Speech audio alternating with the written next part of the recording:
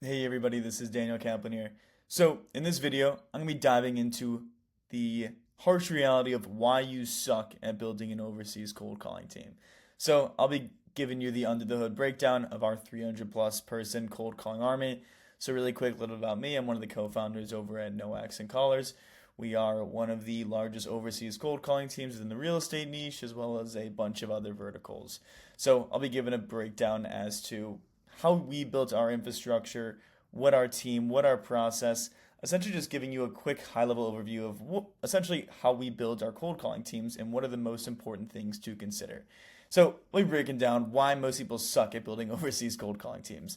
So they either one, don't know how to build these systems, maybe they are not seasoned in the overseas talent space, maybe they don't know how to build big sales teams, or maybe number two, they just aren't great operators. That kind of falls in line with they do not know how to build these systems. They do not know how to build a team and manage a team efficiently at scale. Or like a lot of people think, maybe they're just unlucky. Maybe just overseas cold calling doesn't work. Kidding. That is usually a skill issue. You are just doing something incorrectly. This crushes for us and for our clients. This is what I have used to build my own real estate portfolio to over 100 doors. I have done a little bit over 100 wholesale deals in the last 12 months.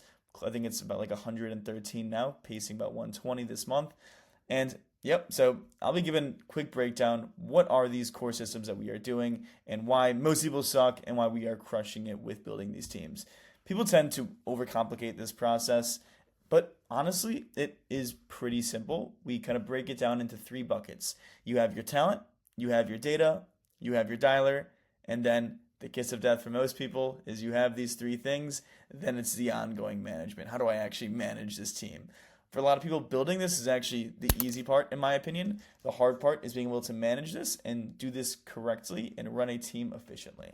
So I'll be diving into these three buckets. So the first one is talent. And I have a previous video breaking this down. Go on my channel, you'll be able to see this. But at the end of the day, when it comes to the actual talent side of things, it is really just a volume game. I am a big believer in Hormozi's quote of volume negates luck. You have to get so many people and have to go and view so many applicants, do so many interviews, and it's impossible to not get your handful of killers. So, for example, I was building a 12-person cold calling team for my own personal real estate business. And when I was actually going in building this team, we got about 337 applicants who submitted video recordings. Of those 337, we then interviewed 81 of those people. Of those 81, about 57 passed that first round of interview.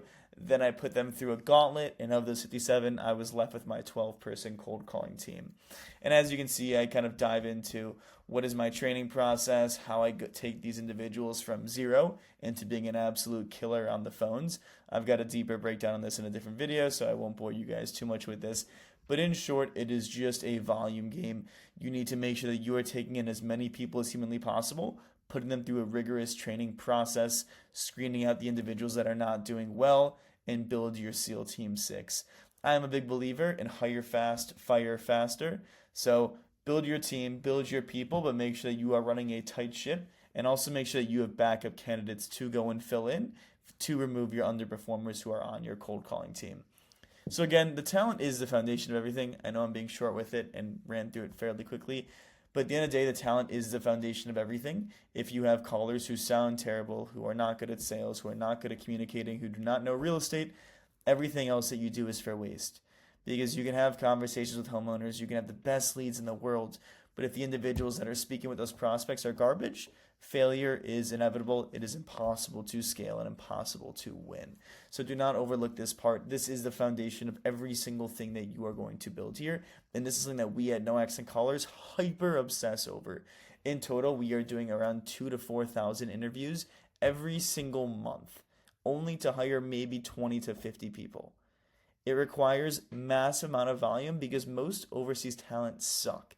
Most of them sound terrible. They have terrible English, terrible accents, terrible communication skills.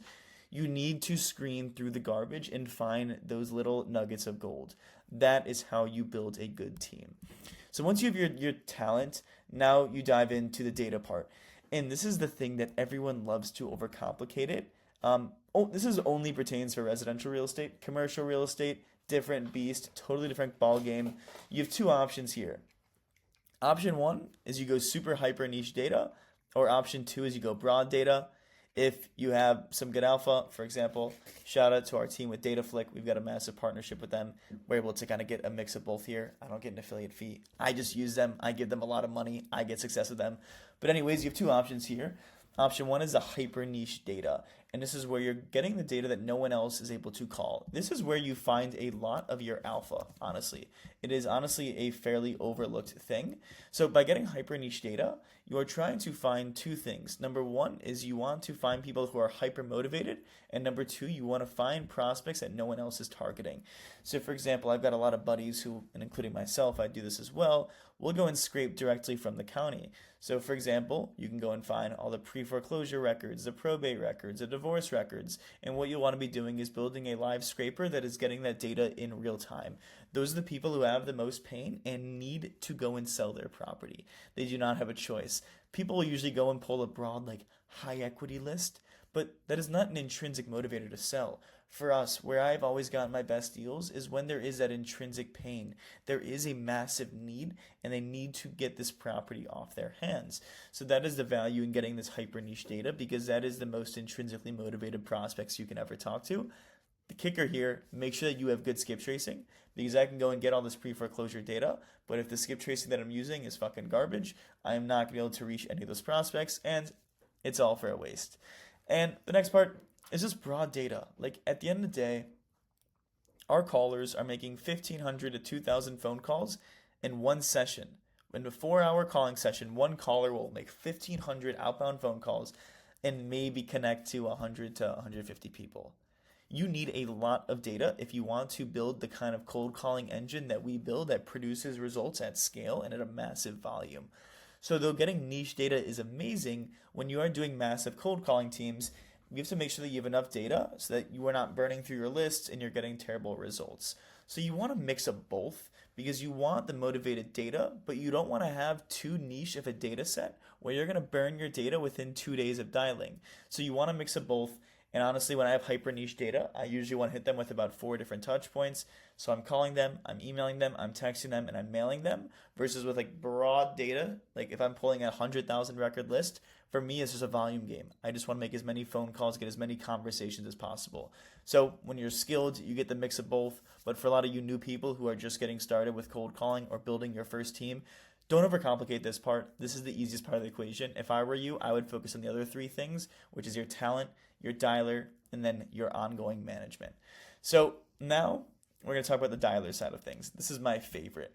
So again, I sound like a broken record. I am a firm believer of volume negates luck. You need to be doing a mass volume of cold calling. You need a dialer that is conducive for that. Do not go and manual dial. Do not cheap out here. Get the best dialer possible. You need to make sure that your phone number... Another quick thing, quick little tangent on the dialer side of things.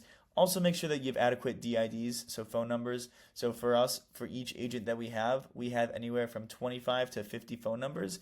Each phone number should only make 50 phone calls in a single day. If you exceed that, you are going to get flagged. And here's the kicker with DIDs.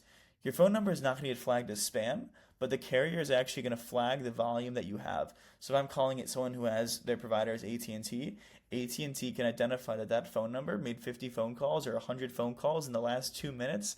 They are automatically going to send that call to voicemail. So about 6 months ago, I had a massive issue where my voicemail percentage went to like 30 to 40%, meaning of all outbound calls, about 30 to 40% of our calls got straight sent to voicemail. That was because we did not have enough DIDs on our campaigns. So for each call that you have, make sure that you are buying 25 to 50 phone numbers. They're fucking $1 each. Do not cheap out on this. That will kill all of your results. Like, no joke, one of the biggest levers that you can pull, and I honestly am just going to write it out, is buy a lot of DIDs. Do not cheap out here. They're cheap. Like this is one of the best investments ever. It's like 30 extra bucks. And then the most importantly is the waterfall structure. Everyone who uses parallel dialers makes this mistake, and this is why most people suck at cold calling. This is probably, no joke, like the biggest reason that I see people who fail with this is because they are not doing the waterfall structure. And let me break that down for you. So when you're using a parallel dialer, you are essentially making 10 outbound cold calls simultaneously. So for example, my caller, they'll go and be making 10 outbound calls, and the first person that connects to them, okay, great, they answer, they have a conversation. But what if that one caller connects to 3 people simultaneously? What happens? That is what we call an abandoned call. And the biggest mistake I see people make, check your KPIs. You want to look at how many human connects did you have, and then how many abandoned calls did you have. That division of the two numbers equals your abandon rate. And I see a lot of people walk around with like 15 to like 30% abandon rates. And this means that if it was like 20%, for every 5 people I connect to, one person I don't actually reach, the call gets dropped because I don't have an available agent. So here's what I'm gonna steal this. I'm gonna coin it as the waterfall structure here. So let's say for this case, you have 10 total agents, 10 lines per dialer. So for this specific case, we're gonna say that we have 3 callers who are already connected to somebody, and we have 7 calls who are in the queue trying to get connected to somebody. So the 7 agents are dialing. Sorry, this is an AI built this picture just for reference. So in total, we have 70 outbound calls. We have agent 1, 2, 3, 4, 5, 6, 7. But let's say agent 1, they get connected to 3 people simultaneously. Because of how you guys structure your campaigns, those other 2 people are going to get dropped. But instead, how we build our dialer and how we have configured it is we have a waterfall structure. So what will happen is now we're going to have agent 3, these guys are already available. I realize this visual is not the best. But what happens is, hey, agent 1 connects to 3 people. Agent 1 can only take on 1 individual, so those other 2 people, they get waterfalled down the line. So agent 2 will get the next person, and agent 3 will get the other person. So instead of the agent only connecting to 1 person and dropping the other 2, now we have 3 people who get connected. So because of this, and really quick, I'll just show what our KPIs are here. We have an average wait time for our callers is about 27 seconds, and our abandon rate is about 2%. Anywhere from like 0 to 2%. It really depends. So this is huge. Try and be savvy. I cannot give you all the sauce on this. This is where we have our alpha, but figure out a way to structure it correctly and you will get a lot better results. And then lastly, this is the most important thing, is the ongoing management. For a lot of people, they go and find a VA on Fiverr or Facebook. They go and pull a shitty list off PropStream. They'll go and buy like Mojo or Batch Dialer or Ready Mode. And then boom, they start calling and think everything's great. This is where most people get killed. I'm going to make another video just diving deeper into the ongoing management side of things. But this is what will separate you from being good versus being great. Or also you might be dealing with some agent churn. Essentially, there's a couple of things. I'm going to quickly just hit on these as this video is getting a little bit longer than I anticipated. Firstly, is a competitive environment. You want to hire fast, fire faster. Always have a pipeline of callers. And what we do is at the end of every month, I go and take the 20% bottom performers and I fire them and bring on new people. So I set the bar very high and I hire fast and I fire faster. If someone is not performing, if they are abusing the dialer, if they are not listening, we get rid of them fast and then go and replace them. Another thing to make sure that you're doing is dialer abusers. Dive into the dialer. You need to go and get super autistic about the numbers and the KPIs behind your dialer, just because you want to identify people who are abusing, who are not doing things correctly. Then you have ongoing training. If a caller is not performing, do your quality management process, and you want to continue training them, continue them to grow. You want to build a quality management system that can do auditing at scale.